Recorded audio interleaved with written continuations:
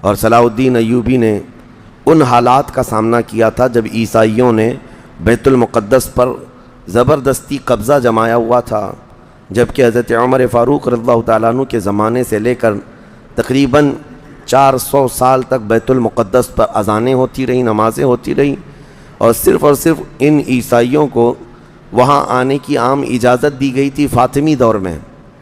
ویسے اگر میں تاریخ بتاؤں تو بیت المقدس روئے زمین پر یہ تیسرا اہم مرکز ہے مسلمانوں کا۔ حرم کعبہ اور مسجد نبوی کے بعد تیسرا حرم مسجد اقصیٰ ہے، بیت المقدس ہے۔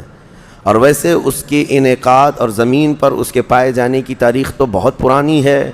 فرمایا گیا اللہ تعالیٰ نے روئے زمین پر سب سے پہلے خانہ کعبہ کو بنوایا، وہ فرشتوں نے اس کی تعمیر کی۔ تو مکہ مکرمہ میں خانہ کعبہ بنانے کے صرف 40 سال کے بعد یہ فلسطین میں بیت المقدس کو فرشتوں نے تعمیر کیا۔ سب سے پہلے وہ جگہ فرشتوں نے اس کو مقدس بنائی۔ تو اس زمانے سے آدم علیہ الصلوۃ والتسلیم کے زمانے سے یہ بیت المقدس کا علاقہ مقدس ہی رہا، اور اس کو ارض المقدس کہا جاتا ہے آج بھی عربی میں۔ پھر انبیاء اکرام علیہ السلام آتے رہے، اور اکثر انبیاء اکرام علیہ السلام کی عبادت گاہ رہی۔ بنی اسرائیل کے تقریباً انبیاء اکرام بیت المقدس کو ہی اپنا مسکن بنائے ہوئے تھے، اپنا وطن بنائے ہوئے تھے۔ کتنے انبیاء اکرام کا ذکر کروں، تقریباً 30,000 انبیاء اکرام آج بیت المقدس کے ارد گرد دفن ہیں۔ 30,000 انبیاء اکرام علیہ السلام۔ اور اولو العزم پیغمبروں میں حضرت سیدنا ابراہیم علیہ السلام وہیں پر ہیں، آپ کے بیٹے حضرت اسحاق علیہ السلام وہیں ہیں، ان کے بیٹے حضرت یعقوب علیہ السلام وہیں ہیں، پھر موسیٰ علیہ السلام وہیں ہیں، اور اس کے علاوہ زکریہ علیہ السلام، داؤد علیہ السلام، سلیمان علیہ السلام، جلیل القدر انبیاء کرام سب بیت المقدس میں ہیں۔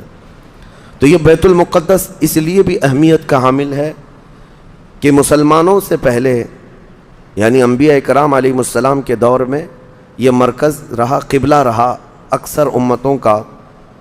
تو یہودی جو ہے چونکہ ان انبیاء کرام کے فالوورز میں آتے ہیں، حضرت ابراہیم علیہ السلام کے، حضرت اسحاق اور حضرت یعقوب علیہ السلام کے، تو ان کے لیے بھی یہ مقدس تھا۔